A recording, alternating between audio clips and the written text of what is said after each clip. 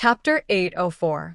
The Sage of Rites, the Sage of Rites, and the old elementary scholar returned to the Confucian temple to participate in the meeting.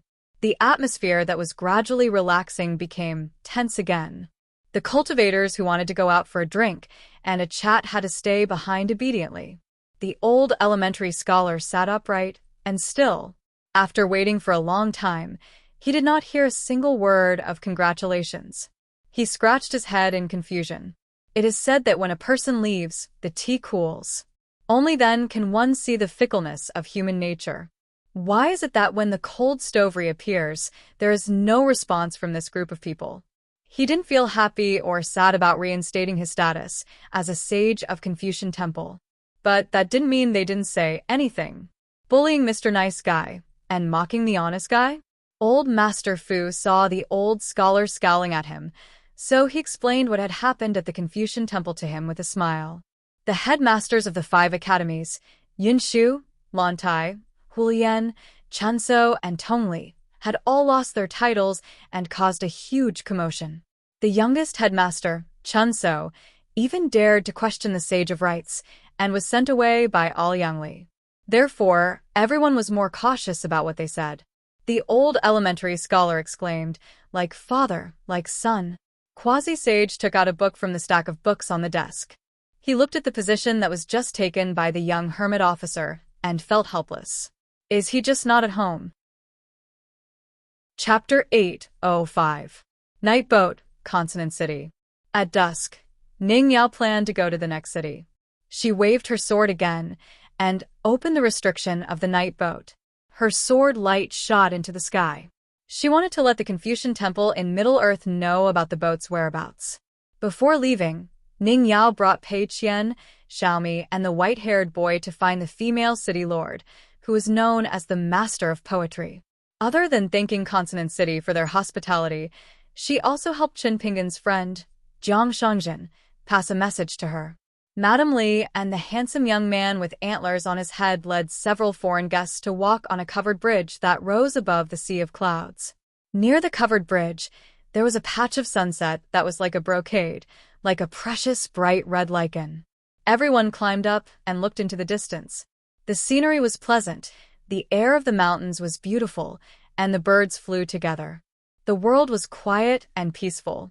Madame Li suddenly felt unhappy because at the end of the covered bridge, a group of uninvited guests came from Mongrong City. Chapter 806. Seeing Chao Xiai, Qin Pingan cupped his fists and smiled. Thank you for your willingness to teach Pei Qian 4 rounds into Duan's capital. Chao Xiai nodded with a smile and accepted the young official's thanks. In the early years, Chao Xiai had taught Pei Qian 4 rounds in a row. She had put in a lot of effort in teaching Pei Qian. Since this was the truth, there was nothing to hide. Moreover, in the 3rd round of Pei Qian's most imposing, strongest fist intent and newest moves, Chao Xiai had taken 2 punches from her, both on the face. She had to thank Qin Pingan. No matter how one looked at it, she was still the one who had lost. As for the last round where she had lost 3 rounds in a row, the young female martial artist was a bit stubborn.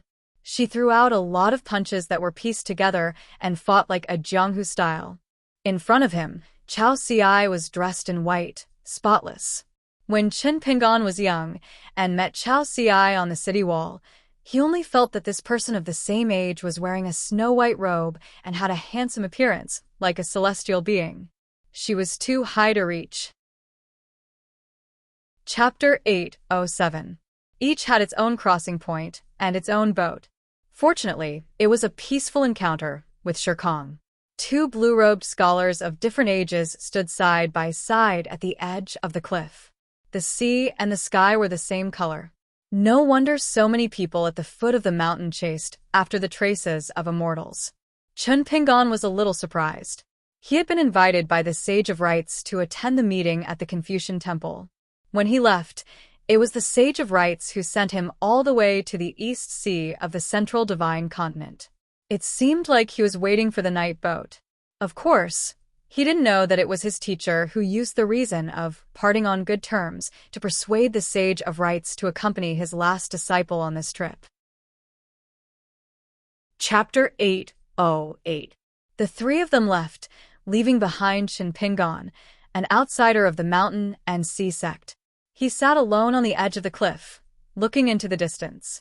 Where the cliffs of the human world meet, the mountain light meets the water light. A green-robed man with a sword on his back is a tourist far away. In history, the mountain and sea sect had changed its name, but it had only changed one word, changing the river to the sea. However, the old cultivators of the Central Divine Continent were still used to calling it the mountain and sea sect. It was a pity that he had not met that female ancestral master today. It was said that she was the disciple of sect leader Nalan Xianxiu. Otherwise, he would have had the chance to know which senior brother she liked. Whether she liked Cui Dong, Zhuazhua, or any of the senior brothers, it seemed that she had good taste. Chapter 809. Chun Pingon disembarked the ship and went ashore. There was still some distance from the Skeleton Beach ferry. That was good. Chun Pingon had planned to go to the Mu-E mountain where the ancestral hall of the Draped Hemp sect was located when he returned to the Aquarius continent. As for the Mural City, there was no need to go there.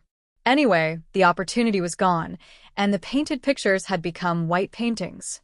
However, Chun Pingon had to go to the Naihaguan Bazaar, which was the entrance to the Ghost Palace Valley. Now that the Ghost Palace Valley had lost its backbone because of Gao Cheng's disappearance, not only was there no leader in Jingguan City, the city lord of White Cage City, Pu Tong, had gone to the battlefield of the Aquarius continent and had disappeared without a trace. There was only a rumor that Pu Tong had followed a monk to travel to the Western Buddhist kingdom. The departure of Gao Cheng and Pu Tong forced the spirits and ghosts of various cities in Greasy Skin City to hurriedly form a loose alliance, and then reached an agreement with the hemp sect that the two sides would not attack each other for 100 years.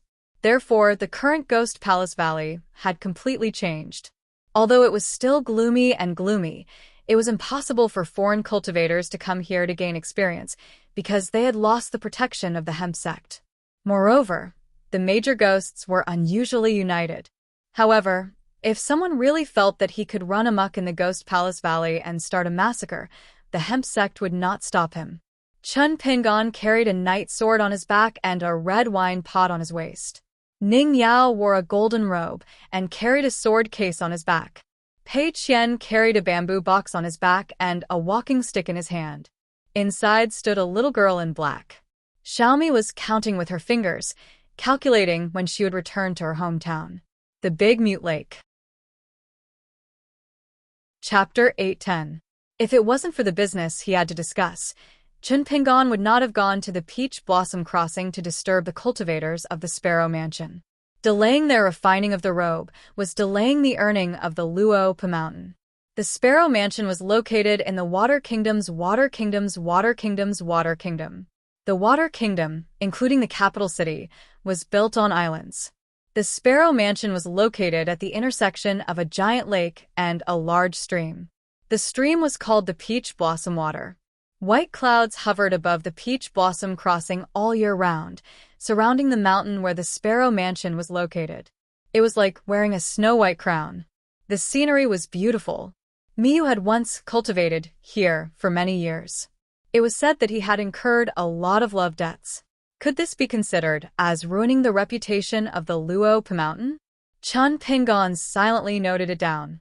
When he returned to the Luo Pa Mountain, he would have a good chat with the Great Sword Fairy Mi. At the foot of the mountain, there was a tea house owned by the Sparrow Mansion. In fact, business had always been poor because the price of tea was too expensive. Most cultivators who passed by the Peach Blossom Crossing chose to tour the peach forest. Chapter 811. If it wasn't because he had a business to discuss, Chun Pingon wouldn't have gone to the Peach Blossom Ferry to disturb the cultivators of Rainbow Sparrow Manor. Delaying their crafting of the robe was equivalent to delaying Luo Pa Mountain from earning money. Rainbow Sparrow Manor was located within the borders of the Lake Water Nation. Including the capital city, the prefectures and cities were all built on islands. Rainbow Sparrow Manor was located at the intersection of a huge lake and a large stream. The stream was called the Peach Blossom Water. White clouds hovered above the Peach Blossom Ferry all year round, surrounding the green mountain where Rainbow Sparrow Manor was located. It was as if they were wearing a snow-white crown. The mountains and rivers were interdependent, the white clouds lingered, and the peach blossoms were in full bloom. Miyu had once cultivated here for many years, and it was said that he had incurred a lot of love debts. Was this considered as ruining the reputation of Luo Pa Mountain? Chun Pingon silently recorded it down. He would have a good chat with Great Sword Immortal Mi when he returned to Luo Pa Mountain. At the foot of the mountain, there was a tea house operated by Rainbow Sparrow Manor. Actually, business had always been slow. Because the tea was too expensive, the cultivators who passed by the Peach Blossom Ferry chose to travel through the peach forest. Chapter 8:12. Chun Pingon took off the blade's strengthening gourd and took a sip of wine. He looked at the plaque at the foot of the mountain and said, "The handwriting is not good. It's not even as good as the apricot flowers by the roadside." This sect was called Soyun. It was located in the north of the central part of the North Continent. It was good at capturing ghosts, refining mountain incense, and painting door gods. The immortal sects in the North Continent were the only ones in the Howran 9 continents where every family would set up an array formation for their respective ancestral hall, and they spared no effort. On B Continent Mountain, the main focus was to maintain a mountain guarding array formation and, more often than not, to set up a symbolic mountain restriction on the ancestral hall. Lu Jinglong asked in his mind, "What's next?" It was the first time Lu Jinglong had done something like asking about the ancestral hall. His original intention was that the two of them didn't need to land at the mountain gate. They could just stop in the air and attack a few times with Chun Pingon from afar to split the ancestral hall into two. Then they could call it a day and go home. Chapter 8:13. A wandering sword cultivator from the Great Wall of Sword Aura? Wei Jingxuan was doubtful. Didn't they say that the surviving sword cultivators from the Great Wall of Sword Aura followed a city to the fifth world? Cui Gongzhuang, who was a 9th realm martial artist, had already made up his mind to watch from the sidelines. If he made half a punch, he would lose and die. His thinking was much simpler than Wei Jingxuan's. He only cared about one thing. The sword cultivators of the world would not joke about the Great Wall of Sword Aura. Moreover, this person had the current leader of the Taihui sword clan standing beside him. Although the North Continent liked to compete with other Grandmaster halls, in reality, the Q-sword was not a small matter, especially when two sects had completely fallen out with each other on the mountain. Bystanders should not watch without gambling. Chapter 8:14. The archway of the ferry was known as the underwater cave. The water surface of the Great Desecration Cave was especially vast. It was 300 miles wide. The last time Chun Pingon came here, he was also wearing a green robe, carrying a sword on his back and a red wine gourd on his waist. However, he was carrying a sword immortal last time. Now he was carrying a Night Ranger and was missing a green bamboo mountain staff. The founder of the Water Dragon sect planted more than 1,000 orange trees at the wooden slave ferry. Before he died, he said that his cultivation was mediocre and that he only had 1,000 heads of wooden slaves, which he left to his disciples. For some reason, Chun Pingon thought of the old ancestor of the Jade Gui sect, Sun Yuan. According to Jiang Shangjin, Old Man Sun's true last words in this life were actually 3 words that he muttered to himself. The Yu family is poor. It was as if all the sects on the mountain that had an orderly inheritance and a continuous stream of incense had a leader who was meticulous and calculative.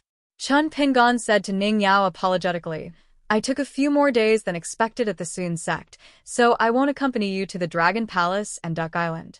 I need to go straight to the Chongxian Bureau of the Deyuan dynasty to discuss some matters with Emperor Lu and the imperial tutor, Yang Qing.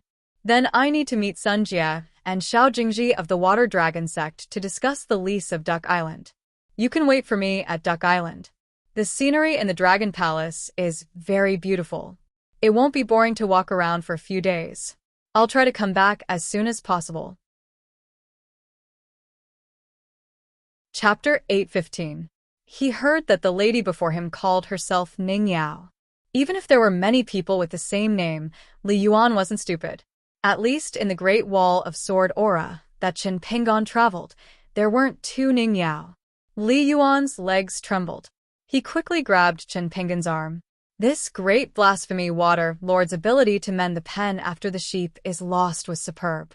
Because of his guilty conscience, he didn't dare to look at Ning Yao. Li Yuan only said something to Chen Pinggan that touched his heart. Chen Pinggan, brothers are brothers. Truth is truth. You really aren't worthy of Sword Celestial Ning. Was Lady Ning someone that could be called so casually? He had to call her Sword Celestial Ning. As for whether Sword Celestial Ning would appreciate it, Li Yuan didn't know, and didn't want to guess. Fortunately, Chen Pinggan was smiling happily and sincerely. He probably felt that there was no problem with Li Yuan's words. Li Yuan was slightly reassured. He carefully turned around and straightened his robe. He bowed and said, Li Yuan from Ji do pays his respects to Sword Celestial Ning.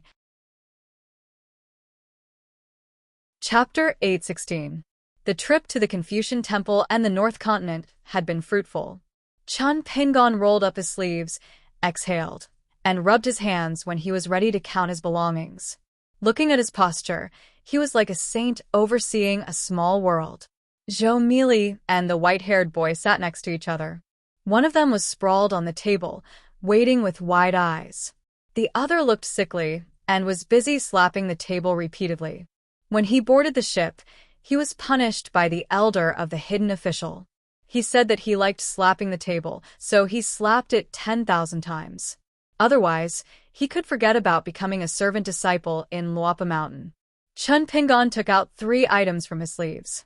They were gifts from the 2 lords of the Central Plains to congratulate his master at the meritorious forest. Among them, Mount Jui gave him a pot of calamus, while Zhu Yuxian of Mount Yanji gave him 12 boxes of rouge and face powder. There was also an extremely rare origami swallow in black. The white-haired boy was not interested after a glance. He slapped the table silently with one hand and yawned with the other. When he noticed the elder of the hidden official looking at him, he immediately said, "Treasures. Which one of them isn't the treasure of the mountain?" Chapter 817. At the border between Shu Shui country and Guyu country, amidst the green mountains and clear waters, a man and a woman were walking side by side towards a mountain god temple at the top of the mountain. The man carried a sword on his back and wore a jade hairpin on his head. He wore a long green robe and cloth shoes. The woman carried a sword case on her back and wore a snow-white robe. Both the people and the scenery could be painted. The mountain was called Jingling, and the mountain god temple was built about 20 years ago. The temple's rank was not high, and the one who enjoyed the incense was a mountain god that the local people had never heard of. Back then, an assistant minister of the Shu Shui country's Ministry of Rites held the ceremony. He was a scholar from the county and was busy trying to curry favor with his relatives. Unfortunately, he couldn't find out which Lady Lu Qian was in history even after flipping through the official history books and local county records.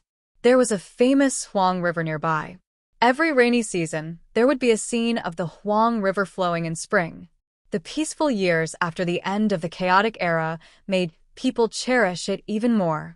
Therefore, a wedding banquet was held at the Huang River King's residence. The wedding of the river god was a grand event that only happened once in 100 years. Therefore, from the local officials to the common people, it was very festive, as if it was the new year. The incense at the Jingling Mountain God Temple was also better than usual. Chapter 818. The Milky Way and the Green Peaks were like clusters. In the immortal mansions of the distant Jingyang Mountain, there seemed to be old sword immortals calling their friends and holding private gatherings and banquets. Candlelight was everywhere, illuminating the place like a city of fire. The stars in the sky moved, and the wine cups in the mortal world swirled. It was a pleasing sight. The 3rd hour of the night was the time to read and practice the sword. In the immortal and closest to Azure Mist Peak, Chen Pinggan and Lu Xianyang were both lying on rattan chairs, enjoying the cool air. Lu Xianyang had long since fallen asleep, while Chen Pinggan had nothing to do, so he was flipping through a book on calendar. Chen Pinggan closed the book and put it in his sleeve. He said softly, "It's midnight." According to Taoism, there was a mysterious saying of Yang fire is emitted at midnight, 216. The cultivators chose this time to cultivate, to refine their bodies, to steam their jindan, to purify their yin and turn their bodies into fine jade. According to the white-haired boy, one of the 10 young candidates, rice thief Wang Dianyuan, was originally a scribe in a small Taoist temple. He accidentally picked up an abandoned Taoist book and cultivated according to this method. He refined Chong He in the mountain river cauldron and nurtured 10,000 mysterious pearls. When he attained Tao, there was an opportunity for the fog to disperse, the sun to shine, the clouds to disperse, and the moon to shine. Chapter 819. When Lu Xianyang appeared today, he had neither a sword nor a sword on his back. He was empty-handed. Actually, he had wanted to carry a sword on his back. At the very least, he could pretend to be a sword cultivator. However, when he saw that Chen Pingon was carrying a sword and looked rather decent, he could only give up. At this moment, Lu Xianyang was calm and composed. He crossed his arms and stood not far from the memorial arch at the entrance of the mountain. He raised his head and looked at the plaque with the 2 words Xingyang written on it. Then, his expression gradually became awkward. Previously, Chen Pingon had joked with him, saying that his name was good. Was it because he envied Xingyang Mountain? Lu Xianyang was dumbfounded for a long time. He was so disgusted that he drank a pot of wine to drown his sorrows. Xingyang Mountain was really a sinner. Tomorrow, Wen Jian would have to suggest to the Hall of Patriarchs that they should listen to his advice and change their name. Yesterday, when they were drinking at Cloud Passing Inn, Chen Pingon threw him a booklet and said that Q Sword might need it tomorrow. Lu Xianyang casually flipped through it. He only remembered the general idea and did not take it to heart. Chapter 820. Lu Xianyang stopped and turned around to stand on the steps. He looked at the sword cultivator from Xingyang Mountain who was in charge of the 3rd match. From the traces of sword light, the woman came from Lonely Mountain in Love Companion Peak.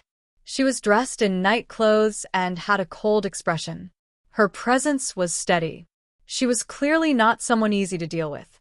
She had clearly been observing the matches from Lonely Mountain the entire time, especially the 2nd match. Yu Xing had lost too strangely. It was as if she would fall into some kind of formation restriction as soon as she got close to Lu Xianyang. As a result, she did not land on her sword near the entrance of Lonely Mountain. Instead, she stopped between Mountain of Ancestors and Full Moon Peak, hovering in the air. She and Lu Xianyang, who had an extremely mystical life-bound flying sword, faced each other from afar. In any case, distance had never been a real problem in sword questing between sword cultivators. The heavenly wind blew. The woman was dressed in black. Her sword left a trail of snow-white fireflies behind it. The mountain behind her was filled with a verdant color. She was like a female immortal flying out of a verdant landscape, painting on her sword. Chapter 821. Sorry, the update is a little late. P.S. Books 8 to 14 of the Sword Cometh book are on the market. Lu Xianyang saw that there were no sword cultivators coming to block his path for the time being. When he ascended, he turned his head to look at the area between Line Peak and Full Moon Peak. There were still patches of white clouds leisurely passing by. However, from today onwards, there was no longer a woman in the world who rode on a sword and rode on clouds. She was dressed in black as ink, with her back against the verdant mountain vegetation. Lu Xianyang did not find this kind of sword-seeking interesting at all. Today, Lu Xianyang went through 3 rounds of mountaineering sword-seeking. A sword cultivator from Cheongji Peak, Yujiao Peak, and Full Moon Peak came to claim their swords. In the end, Lu Yu retreated in defeat. Yu Xing, the peak master of Yujiao Peak, was still sleeping on the ground. No one dared to pick her up. The last nascent soul female ghost who showed the jade pudding chi was a female sword immortal who came from Full Moon Peak, but did not report her name. She died. The Green Mountain waited for the moon every night. The white clouds urged him to drink from the pot. Chapter 8:22. There is one more chapter before dawn. Chun Pingan, Zhu Lian, Pei Qian, Cui Dongshan, Zhou Mili, Zhou Fei Miu, Chong Ming, Chen Lingjun, Zhong Qiu, Sui Yuyu, Hongxia, Pei Xiang, Yu Fan Xian, Wei Jin Ning Yao. Lion Peak, Full Moon Peak, Qiuling Peak, Water Dragon Peak, Tuoyun Peak, Agile Peak, Cheongji Peak, Yujiao Peak, Big and Small Solitary Mountains, Jiu Peak, Qingwu Peak. Luapa Mountain was observing Xinjiang Mountain's peaks. This was a unique ceremony that had never happened in the history of the Aquarius continent. Perhaps no one would be able to imitate this for thousands of years. Chapter 8:23. To be thick-skinned, let's talk about the 8 to 14 physical books again. You should be able to buy them in Jingdong, Dangdang, and Wenshuan. There might also be autographed books because I was asked to sign 2,000 autographed books by the publishers. Isn't Xinjiang Mountain, which has the highest number of sword cultivators in the continent, known as the small Great Wall of Sword Qi of our Aquarius continent? The young sword cultivators of the new and old peaks of Xinjiang Mountain all thought so sincerely. Many immortal sects outside of Xinjiang Mountain also echoed in the same way. In fact, the Great Wall of Sword Qi far away in the horizon and the Ascension City further away did not have any impression of the Great Wall of Sword Qi of the Aquarius continent. If it were not for the journey in the Wei and Jin dynasties and the tragic war that affected the entire world, the cultivators on the mountain would only talk less about the Great Wall of Sword Qi. Chapter 8:24. The hovering sword formation fell to the ground and destroyed the ancestral master hall. Sword Qi rippled in all directions, stirring up a storm on the entire Lion Peak. The towering sword pavilion was especially affected by the sword Qi. Leaves fell one after another, drifting here and there before landing leisurely on the ground. A large group of direct disciples of Xinjiang Mountain seemed to have entered an eventful season ahead of time. Their eyes were full of worry. This time, no one thought that the young sword immortal of Luapa Mountain was talking about some crazy daydream. Behind Sword Pavilion, there was a tree personally planted by the founding master of Xinjiang Mountain. It had grown well for more than 2,000 years, its trunk reaching into the clouds. That was why there were so many leaves today. On top of the sword, Sect Master Bamboo Emperor and the sword formation immortal only protected the ancestral tablets, incense burners, and portraits of the founding masters in the ancestral master hall. Everything else, including the meticulously crafted chairs that had been passed down from generation to generation, the priceless immortal wood pillars, and the floor tiles that had been refined with more exquisite craftsmanship than those in the imperial palace, seemed to have turned into smoke and dispersed with the dust. Only Zhuyu Peak's Tianwan and Sect Master Bamboo Sovereign's last disciple, Wu Tijing, were present for this discussion that violated the rules of the sect. Even Yu Xing from Yujiao Peak had rushed over on his sword. After Bamboo Sovereign proposed to remove Yuan Jinya's name, he immediately added, I, Bamboo Sovereign, as the 8th Mountain Lord of Xinjiang Mountain, the first sect master after ascending to the sect, and a raw jade realm sword cultivator, agree to this matter. After that, all of you only need to nod or shake your head. No one needs to speak for today's meeting. Chapter 8:25.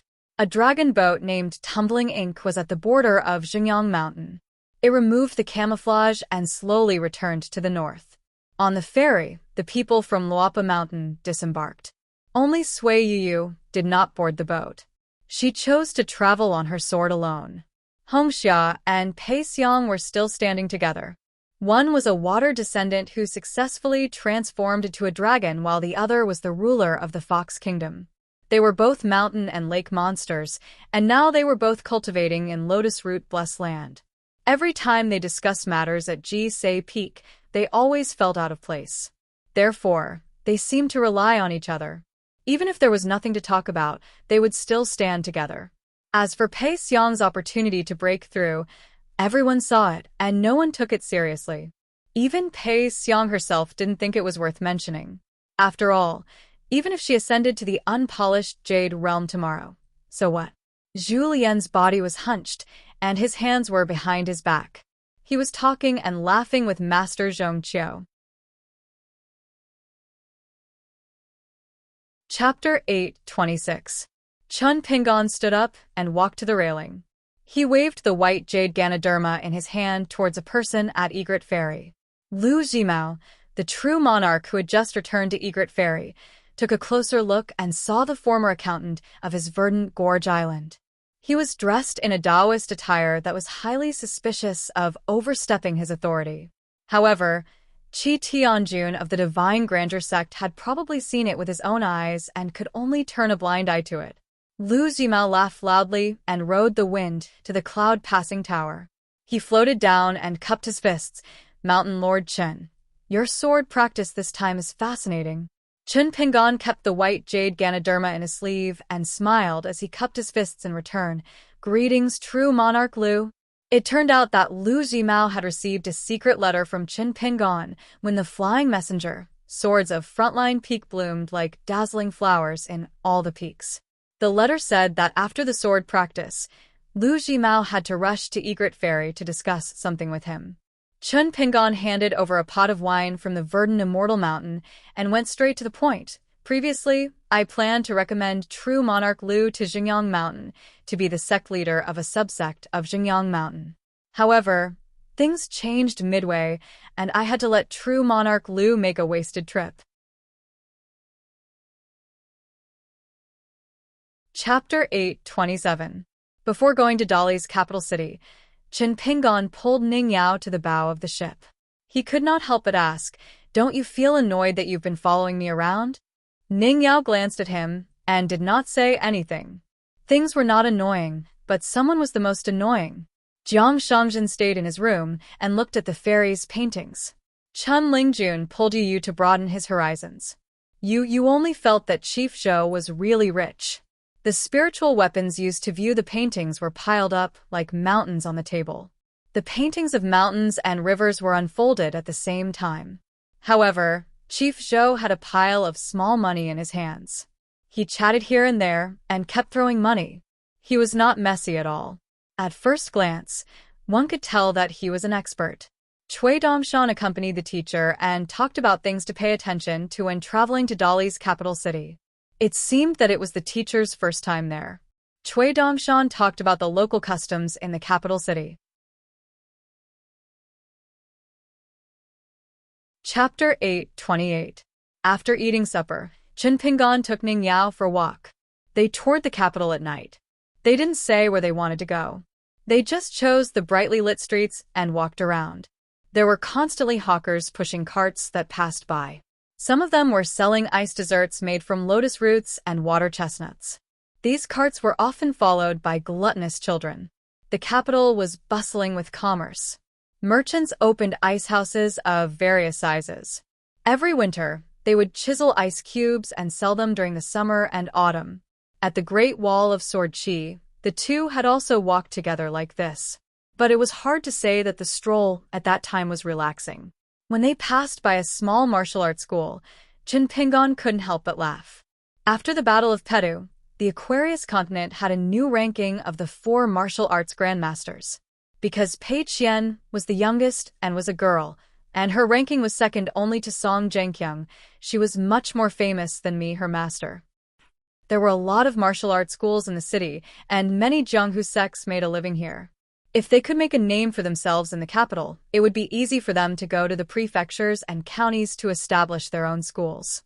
Chun Pingon knew of one of the martial arts masters. Because he was in Paidu in his early years, after waiting for several days and nights, he finally got the chance to spar with the great Grandmaster Zheng. Although it was only a matter of 4 punches, it was only because the young Zheng Sanqian, who was full of martial virtues, gave him 3 punches first. However, when this martial arts master of the Golden Body Realm, who was foaming at the mouth after 1 punch, came back to the capital, the gate of the martial arts school was almost broken. The martial arts school was overcrowded with people. It was said that this martial arts master even worshipped the bag of golden leaves that the great Grandmaster Zheng Qingming had given him as compensation for his medical expenses. In the martial arts school, the first thing he did when he woke up every day was not to practice his martial arts but to offer incense. Ning Yao wanted to say something but stopped. Chapter 8:29. The shopkeeper of the inn was a veteran of the Jianghu. The business of the inn was good, but it was not so good that there was only a single room left. The old man only found the man in green robes, with a sword on his back, to be rather pleasing to the eye. His clothes were neat and tidy, and he seemed amiable. He did not seem like a troublemaker, so he decided to lend him a hand. However, he could not help for free. When he offered the price, he asked for a few extra taels of silver. The shopkeeper was afraid of being scolded after all. His good intentions were taken for granted, so he threw a glance at the man first to see if he would accept it. Never did he think the man would immediately return a glance. Oh my, I couldn't tell. He's rather experienced and tactful. The shopkeeper accepted a few pieces of silver. They were Dali official silver that could be used across the entire province. After weighing them, he cut off the corners and returned some to the man. The old man accepted 2 more documents and recorded them down. The government would check the accounts and records. If they did not match, they would be sued. The old man glanced at the man and sighed inside. You can buy a noble title with 10,000 taels of silver, but you can't buy youth. It sure was good to be young. There were some things you could do even if you wanted to. As the old saying went, beauty wore away the youth. However, the man in green robes before him did not seem young anymore. He was around 30 years old? Why did he still seem like a fledgling? Was it because he came from a sect of the Jianghu, so his reputation was not resounding enough, so he only focused on building up his strength and martial arts, unable to find a wife? This pair of Jianghu man and woman seemed to have left their hometown to travel. On the documents, both of them were from Huaihuang district in the Green Porcelain Commandery of the Dragon Province of Dali, Qinpingan, and Ningyao.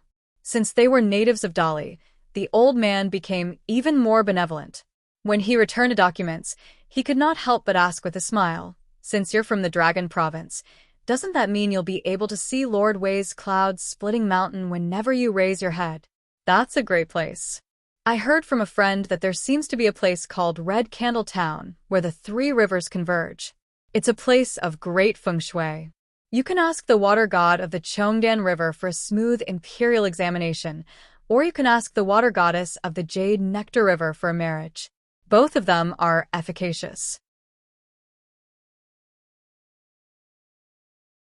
Chapter 8:30. The graceful woman of unknown origin had a look of praise in her eyes. She smiled and said, "You have a good memory." He had only heard a voice on the covered bridge that year. Even after so many years, he could still confirm that it was an old acquaintance from that year who had come after hearing the voice. So, was this youth nostalgic, or was he holding a grudge? Chun Pingon was expressionless. He carefully sized up this woman who was previously called Aunt Fong. She was a tall woman. She wore a pair of black shoes on her feet. She didn't have any waist token that could indicate her status as an official. She wore a round-necked brocade robe. Her clothes were actually a little round dragon style. Chapter 8:31. The sword light in the sky came straight down to the mortal world. As a result, the old coachman stood still like a wooden man. His heroic spirit was as high as the clouds. He took the sword light head-on and just raised his hands to receive the sword. Anyway, in the eyes of the old nascent soul sage Lu Gu, who was in charge of guarding the alley, he was so heroic. He immediately admired him. He never thought that there was such a strong man in Dali's capital. He wanted to have a drink with him when he had the chance. In the next moment, the old coachman was pierced through the ground by the sword. He sank more than 10 miles under Dali's capital. On the street, a deep pit the size of a well appeared. Because the sword light was too fierce, the surrounding ground did not have the slightest crack. But in Chun Pingan's eyes, it was not so simple. In fact, when the vortex in the sky appeared, the old coachman began to use some kind of magical power. It made his body like a glazed city, like a dojo pieced together by thousands of glazed stones. This old man, who chose to live in seclusion like the wind god and ant foam, was definitely not willing to take the sword light head-on. Chapter 832. Chun Pingon went down the ladder and randomly picked out a book from the bookshelf. It was a collection of wisdom that talked about the way of life. He flipped through the book quickly. There were many sages and sages in the book, which Chun Pingon deeply agreed with. Something like being too lazy to look back on the beauty scene, or being in the midst of a storm, was precisely the place where a hero should stand. Chun Pingon always felt that these words were meant for him. He suddenly felt emboldened. It was much more effective than drinking wine. Moreover, Chun Pingon had long since figured out a principle himself. When speaking to people close to him, he should not speak out of anger. He should not speak ironic words. Especially, he should not remain silent. Putting the book back on the bookshelf, Chun Pingon inexplicably thought of Taoist Longzhou from the Yellow Flower Monastery in Tongye Prefecture. He smiled and followed suit. He gently pushed the surrounding books with his palm. They were all in the same position, not one bit off. Chun Pingon strode out of the library and opened the courtyard door. After some thought, Chun Pingon did not lock the door. In case he had to come back, it would be a waste of time. After all, this was his senior brother's residence. It was not appropriate to fly back and forth. Chapter 833. Ning Yao asked the innkeeper for a few dishes and an extra room. The innkeeper glanced at Chun Pingon, but Chun Pingon remained silent. "Why are you looking at me? In all honesty, we are not colluding. Besides, what can I say? I am the owner of the inn." The disciple glanced at his teacher, and the teacher glanced at the street outside the inn. The night was dark, and it was lonely in a foreign land. They sat down in the room, and Chun Pingon poured a bowl of wine for his teacher. He then looked at Ning Yao, but she shook her head. Chun Pingon only poured himself a bowl. At the most difficult time in his life, it was Zheng Yi, Su Xinzhai, and the others who accompanied Chun Pingon through the mountains and rivers.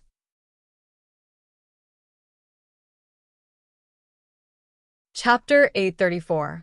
Chun Pingon bade farewell to the teacher and left the alley early in the morning. Thinking about the letter of appointment, which was given by the teacher and accepted by Ning Yao, Chun Pingon was in a good mood. The old cultivator, who was in charge of guarding the alley, put down the white jade dojo in the alley again. In this life, other than cultivation, the old man had no other hobbies. Lu Gu really just likes to cultivate. As for realms and whatnot, he doesn't force it. It's up to you to come or not. Anyway, I'm not going to spoil you. But it was strange. Could it be that his disciple was struck by lightning yesterday because he did not protect him? It was rare that he did not make a fuss and perform martial arts. He was very diligent in breathing and breathing for the whole night. He used the river cart transport technique of the golden elixir Huandong lineage to circulate a small circle of qi. It was probably due to his sincerity that it worked.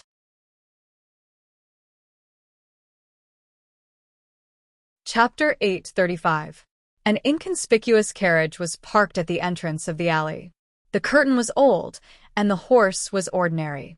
A short woman dressed in palace attire was chatting with the old cultivator, Lu Gu. The cheerful young man from the Tianshui Zhao clan was unusually reserved.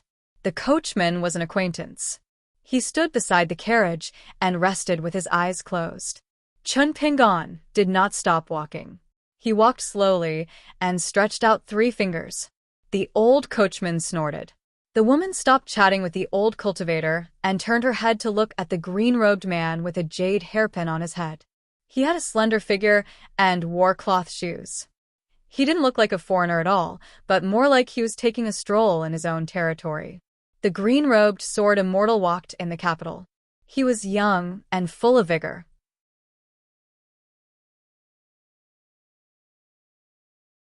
Chapter 836. Chun Pingon said that he needed to go to the Fire God Temple to find Aunt Fong and ask her to call for help. He also needed to ask the old coachman 3 questions. He might also need to go to the Ministry of Revenue to meet a friend. Ning Yao nodded and took out a few books that talked about the grudges of the martial arts world. She picked out one of them and flipped it open. She read it with great interest. Chun Pingon glanced at the contents and saw that at the end of the book, it was written that the main character was chased by enemies on a stormy night. He took refuge in a mountain temple and met a man who was sitting in the main hall. The man was dressed in a green robe and had a beautiful beard. He had phoenix eyes and was enjoying the scenery under the lantern. Chun Pingon smiled and said, "Okay, I bet that there must be a fortuitous encounter. If even one of those people can walk out of the temple in one piece, I will lose." Ning Yao glanced at Chun Pingon and tipped him with 2 words, "Shut up." Chun Pingon went to the counter of the inn. In the end, even the old innkeeper, who was born and raised in Dali, couldn't give him the specific location of the fire god temple. He could only give him a general direction. The old innkeeper felt that it was strange. Chun Pingon was an outsider. Why didn't he go to the more famous Taoist temples in the capital? Why did he go to the fire god temple? In the capital of the Great Li dynasty, the Song clan's imperial ancestral temple, the Confucian temple that consecrated the Confucian sages, and the imperial temple that offered sacrifices to the emperors of each dynasty were publicly recognized as the 3 great temples. However, commoners were not allowed to visit them. Other than that, the city god temple and the earth god temple's temple fairs were extremely lively. Chun Pingon found the only fire god temple in the capital. The old woman guarding the door was an ordinary person. She was old, with white hair and a doddering old appearance. However, she recognized the nameplate that the Ministry of Justice gave to the deities on the mountain. When she heard that the other party was looking for Ant Foam, the old woman followed the rules and recorded the name on the nameplate and let him in. When she wrote the name of the visitor, the old woman smiled and said that the immortal master had a very good name. Chun Pingon smiled and said that it was given by his parents. The old woman nodded and told the young man about the taboo rules of the fire god temple. Then, she pointed the way and said that Ant Foam was in the flower shed. Chun Pingon followed the route and saw Ant Foam. She was lazily sitting on a stone stool in the flower shed. It was early in the morning, and she was already drinking. It seemed like she was always tipsy like this. Other than her black hair, which was still tied up with a colorful knot, she was wearing a new outfit today. Pink clouds and a red ribbon lotus silk dress. Some of the words used to describe goddesses were most fitting on her. She was like a flowing cloud, full of the spirit of the moon. When she saw Chun Pingon, Ant Foam just raised the wine pot in her hand as a greeting. She straightened her back slightly and slightly adjusted her sharp eyebrows. A woman who was too beautiful and naturally charming was troublesome. Not to mention that Chun Pingon had a vinegar jar at home. Chun Pingon looked at Ant Foam and was absent-minded for a moment. This was because he remembered the backyard of the Yang family's medicine shop. There was once an old man who smoked there all year round.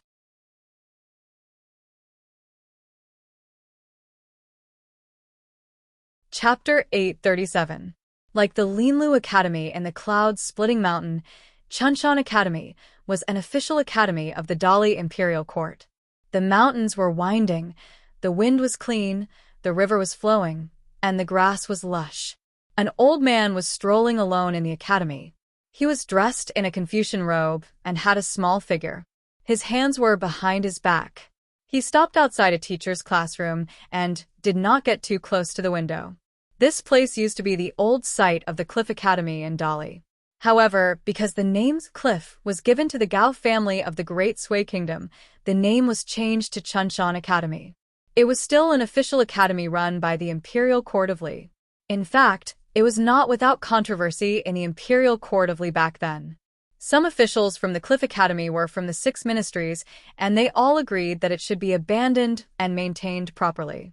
Even the most meticulous and calculating officials from the Ministry of Revenue, who could be spat on every day, supported the idea. At that time, the officials and generals of Dali felt that it was only a matter of time before the Cliff Academy returned to Dali.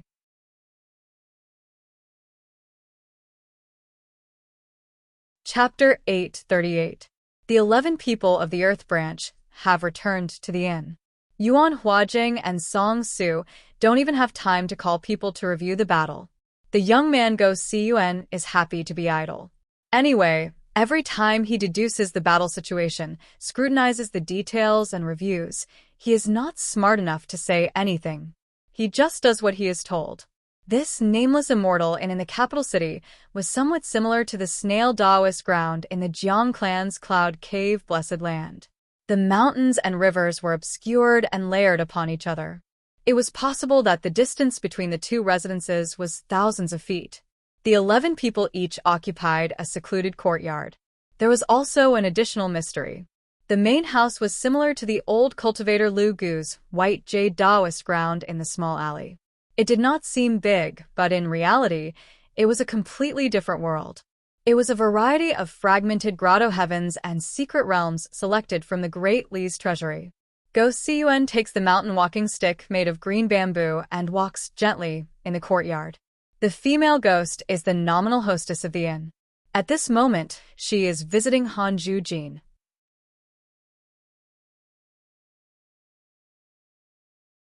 Chapter 8:39. Ning Yao held naivety, one of the 4 immortal swords.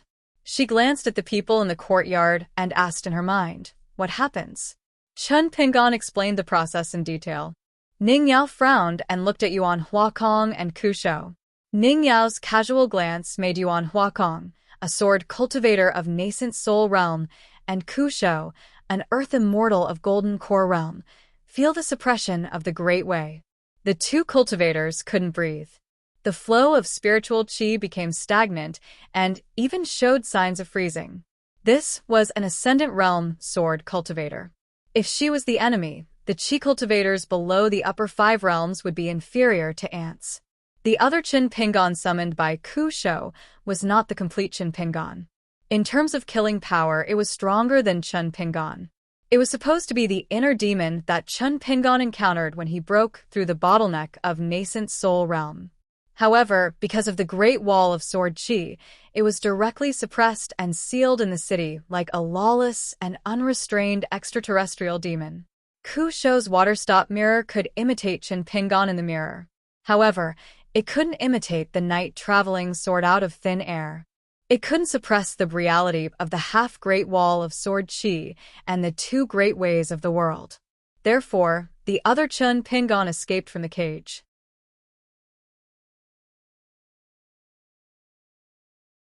Chapter 840.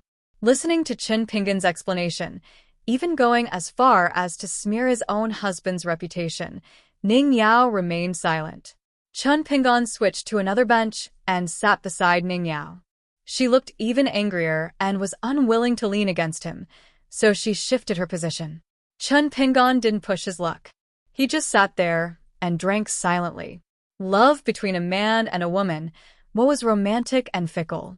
It was a person who only had a jar of true wine, but he wanted to drink it with everyone he met. What was deep love?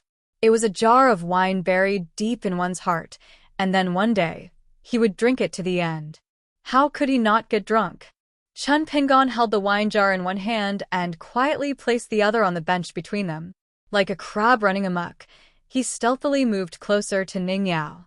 Just as he was about to succeed, Ning Yao suddenly punched the back of his hand. Her strength was so strong that Qin Pinggan was in so much pain that he let out a soft cry.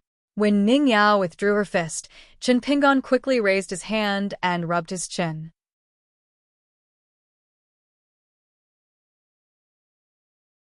Chapter 841. Qin Pinggan planned to ask the old cultivator Lu Gu for some mountain and river gazettes. The more the better. Unexpectedly, on the way to the alley, a young official from the Honglu Temple came. He took the initiative to find Qin Pinggan. His official rank was not high, only 9th rank. He had just entered the clear stream, but he was temporarily in charge of the affairs department of the imperial court and the Tiandi office. He was a cultivator with the cultivation of sea-viewing realm. He respectfully handed over a wooden official card to Qin Pinggan.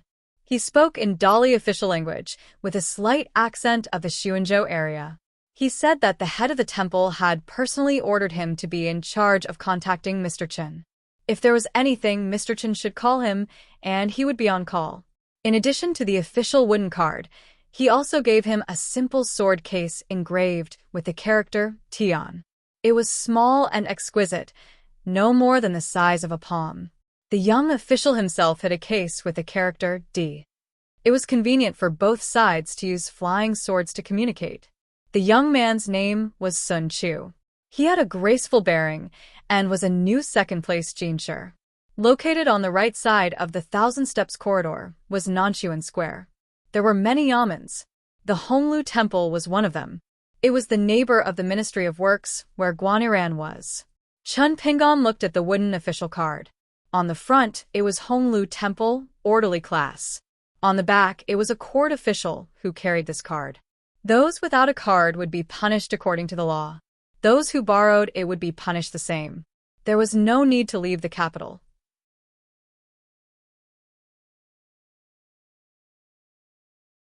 Chapter 842. Ning Yao said, "This Zhou Haijing is good at fighting." One moment, her fists were like breaking willows, and the next moment, her hands were like holding flowers. Her figure was like floating clouds. In Ning Yao's opinion, a fight between martial artists was actually more exciting than a fight between qi cultivators on the mountain. As for a sword cultivator, it was actually very boring. Compared with Zhou Haijing, who used fancy punches and swift movements, Yu Hong's fists and kicks seemed to be wide open. Her fist intent was vigorous, and her gang qi was like several dragons circling around. She had fought with Zhou Haijing several times, and she had already broken the female guru's bracelet and several hairpins. The spectators, especially those who were too embarrassed to raise their heads in slow alley and fan to street, saw Zhou Haijing kick Yu Hong's ribs fiercely with the back of her foot. It was so powerful that Yu Hong was kicked more than 100 feet away in the martial arts field. Instantly, everyone slapped the table and cheered loudly. Yu Hong steadied herself and casually patted her clothes. A bloody groove appeared on her cheek and blood slowly seeped out. It was a small wound caused by Zhou Haijing's hand chop. This young woman's hand was really evil. Her hand chop earlier had an imposing manner. It looked like she was going to chop Yu Hong's neck, but it was all an illusion. Her trump card was that she had actually used her thumb to dig out one of Yu Hong's eyeballs. Yu Hong had not hesitated at that time. She had kicked Zhou Haijing's abdomen. In order to reduce the force of the kick and prevent it from piercing through his body, he had to take a step back. Otherwise, Yu Hong would have had to pay the price of one of her eyeballs to kill a peak realm martial artist.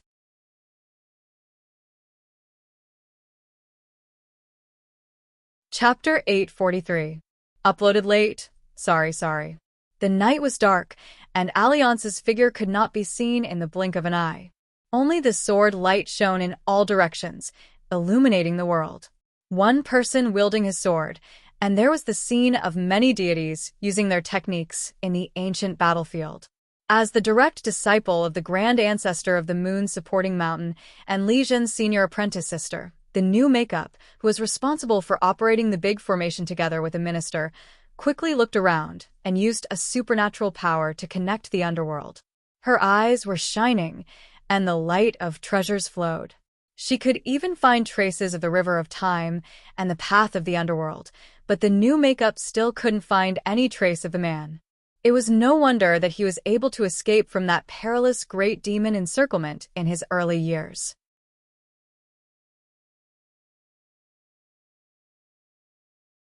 Chapter 844. The teacher who returned from the Central Plains Confucian Temple brought the Sage of Rites to the Aquarius continent. Chun Pingon and the others immediately stood up. Chao Qinglang and the teacher bowed together. When Pei Qian saw his teacher's wife bowing, he followed suit. Otherwise, it would be awkward to bow to others. Only the girl in the inn felt awkward. She stood up and looked left and right. In the end, she chose to bow to Master Ning as well. They were all Jianghu people. She was puzzled. What kind of Jianghu sect was this? They didn't speak. Was this the long-lost Jianghu secret voice sending? The girl thought about it again. Could it be that Master Ning's sect was actually a nest of peerless masters?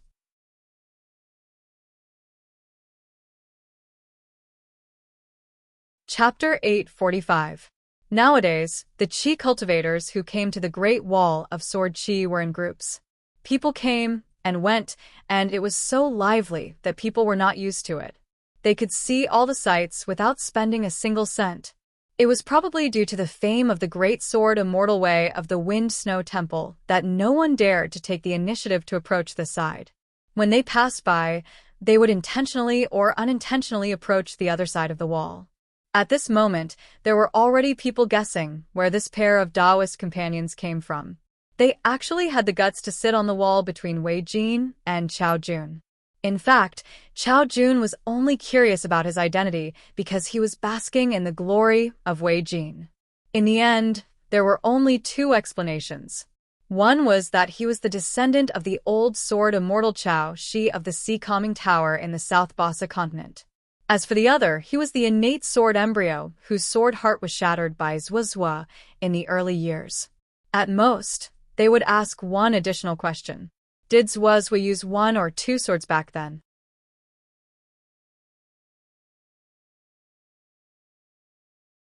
Chapter 846. Originally, the seasons of the vast world and the savage world were the exact opposite. One was day, the other was night, and the other was winter. However, the two worlds were now connected, and the weather was a little different. Chun Pingon took out a flask of wine from his family's wine shop. He acutely sensed the subtle changes in the weather. It seemed like it was going to snow. He turned his head and looked at the city wall on his right. There was no one in sight. If he stayed here for a few more days, he would be alone in half of the city. When the snow fell, he would meet the ruler again. As he drank, he suddenly thought of Cui Dongshan's joke. In the eyes of some people, the human world was an empty city. Chun Pingon looked into the distance again. Even if it was destined to be a futile effort, he could not help but take a few more glances.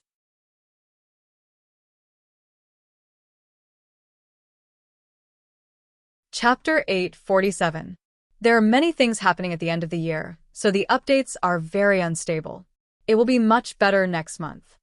Chun Pingon glanced in the direction of the 100,000 mountains. It was a land that seemed to have been cut off from the wilderness by the old blind man. The land was hazy with golden light. This was the reflection of the golden-armored puppets in charge of moving the mountains. Autumn clouds rose up high, filling the void. Chun Pingon thought of the struggle in the lotus flower-blessed land. It was very likely that in the next 100 years, these lands would have a scene that had not been seen in 10,000 years. On the Great Tao, everyone would strive to cross it and fight for opportunities. Thinking of another matter, Chun Pingon said softly, "Teacher has warned me about something. I was a little slow on the uptake. I really shouldn't have done that." Ning Yao asked curiously, "What is it?"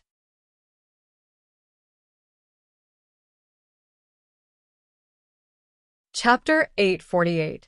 The two old friends, who had a huge age gap but had a deep connection with each other, were squatting on top of the city wall.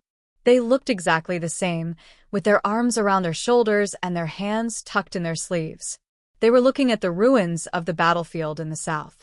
Lu Qin turned to look at the young man beside him and smiled. "If we imitate Elder Yang, we'll each hold a tobacco pipe and puff out smoke. It'll be even more enjoyable. We'll be able to ascend to the top of the city wall and look at the world from thousands of miles away. We'll be able to disperse our worries." The old man in the backyard of the Yang family's medicine shop once mocked the grandmasters of the three sects for being the biggest paishio in the world, who only ate and did not vomit. However, what Chun Pingon saw was sparse vegetation and sword aura. It was as if he saw a mountain of white bones and a raging sword aura. A sword cultivator with disheveled hair and covered in blood on the battlefield once lay drunk in a corridor, leaning against a smoking cage and holding a wine cup in his hand. The sword celestials were all outstanding. It was as if he saw the sorrowful seedling in the summer palace that had gone ahead and never returned. It was as if he saw Gao Kuei's first sword move was learned from the Grandmaster, and his last move was learned from the Dragon God. There was the female sword celestial Zhou Cheng, the old sword cultivator Yin Chen, who was already prepared to die. There was also Tao Wen, who could only be relieved after his death on the battlefield. There were also young sword cultivators in their prime who had their backs against the city wall and their faces towards the south. Lu Chen looked at the young hermit official who did not look troubled at all and sighed. "Chen Pingon, you're so young, yet you're already in such a high position. Who would believe that you've contributed so much to the Confucian Temple?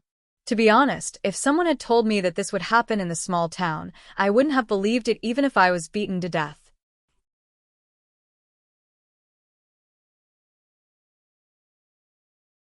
Chapter 849. A 20,000-word chapter. Updated a little late.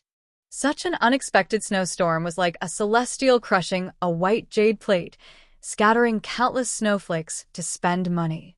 On top of the city wall, a thick layer of snow quickly accumulated. Chun Pingon, who was squatting, deliberately withdrew his fist and sword aura, allowing the snowflakes to fall on his head, shoulders, and green robes. Cultivators were immune to cold and heat. The so-called cold and heat did not only refer to the flow of the four seasons, but also the joys and sorrows of the mortal world.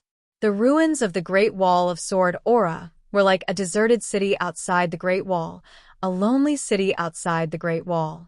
Suddenly, under the dense snow, specks of flowers as big as copper coins bloomed. The mountains were cold, birds were hard to find, and traces of people were gone. There was a faint sound of jade breaking, and the sky and snow sang in harmony.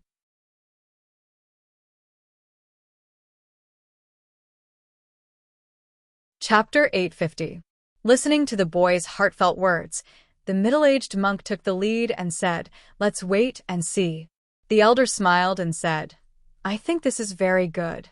We have waited for more than 10,000 years. Why rush?" The Taoist master nodded and smiled at the green bull. "Since there is nothing for now, you can walk around. Remember not to cross the boundary. Also, be magnanimous. Don't hold grudges for today's matter. Being too narrow-minded is good for cultivation but not for people." Without the suppression of the Great Way, the green bull showed its human form. It was a tall old Taoist with a thin face and an awe-inspiring aura. It was the elder master of the Eastern Sea Temple, the god of the lotus flower-blessed land. As the lotus flower-blessed land and the lotus cave were connected, he would wrestle with the Taoist master from time to time to see who was better.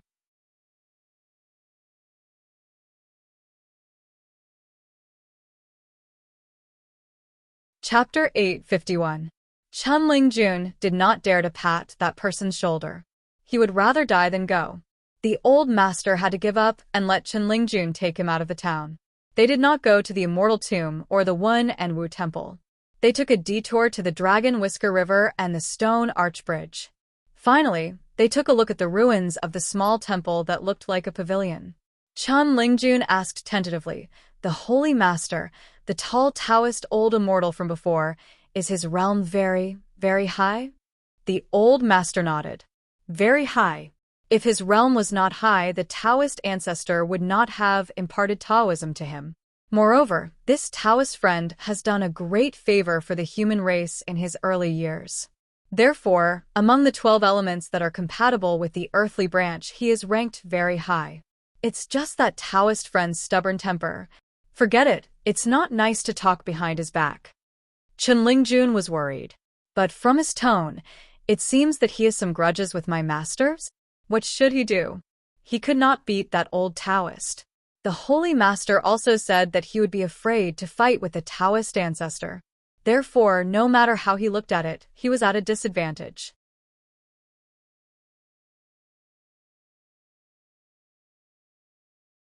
Chapter 852. The old Abbey Dean came to Luapa Mountain mainly to see Julien. Unfortunately, he was disappointed because the person in front of him was still in a dream. There were only 3.5 cultivators in the human world who made the old Taoist feel the most assured and respectful. They were the Sage of Rites, the chief of Baek Okkyung Building, and the Bodhisattva from the Western Buddhist Kingdom. The other half, who was disrespectful but assured, was Lu Chen. However, the old Abbey Dean had some doubts. Could it be that Julien had been awake for a long time but had not really entered the dream from the beginning? Lu Chen was a guy who could do anything.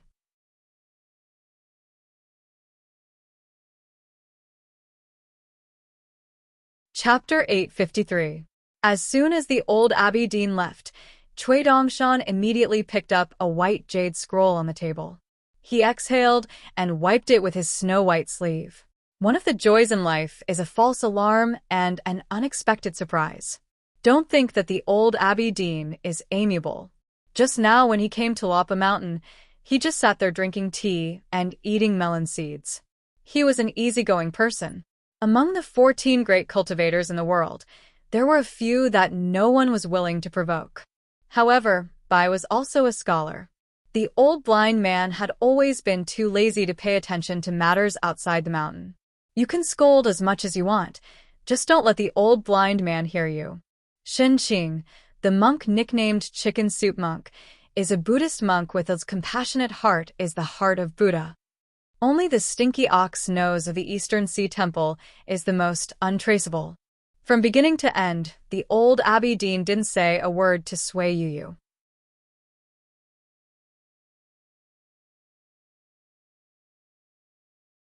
Chapter 854. The young Dao child stood on the steps. Old Yang of the medicine shop often sat there, smoking with a pipe in his hand. Chun Pingon stood under the roof and bowed obediently. He remained silent. It was not that Chun Pingon was deliberately mystifying, but that he really did not know how to answer. He was mainly worried that it would implicate Li Lu, so he could only bite the bullet. The young Dao child shook his sleeves and returned a Confucian bow. He smiled but did not say anything. The youth sat on the steps and stretched out a hand. Sit anywhere. We are all guests. Don't be too calculative.